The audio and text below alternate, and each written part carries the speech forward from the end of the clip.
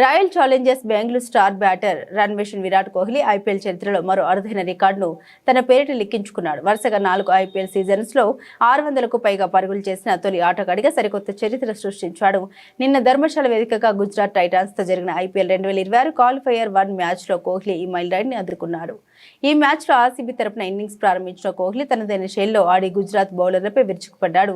ఈ సీజన్లో 600 పరుగుల మార్కును చేరుకోవడానికి అతనికి 43 పరుగులు అవసరం కాగా ఈ మ్యాచ్లో సరిగ్గా 43 పరుగులే చేసి అవుట్ అవ్వడం గమనార్హం. కేవలం 25 బంతులు 5 ఫోర్లు 1 సిక్సర్తో మెరుపు ఇన్నింగ్స్ ఆడిన కోహ్లీ 9వ ఓవర్ 2వ బంతికి జాసన్ హోల్డర్ బౌలింగ్లో పెవిలియన్ చేరాడు. అంతకుముందే 8వ ఓవర్లోనే అతని అరుదైన ఫీట్ను పూర్తి చేశాడు. ఈ గణితతో ఐపీఎల్లో వరుసగా 3 సీజన్స్లో 600కు పైగా పరుగులు చేసిన క్రిస్ గెల్, కేఎల్ రాహుల్ రికార్డును కోహ్లీ అధిగమించాడు. గత 3 సీజన్లలో కూడా విరాట్ అత్యంత నిలకడగా రాణించాడు. 2023 639 పరుగులు, 2024 741 పరుగులు, 2025 సీజన్లో 657 పరుగులు సాధించి తన ఫామ్ను కొనసాగించాడు.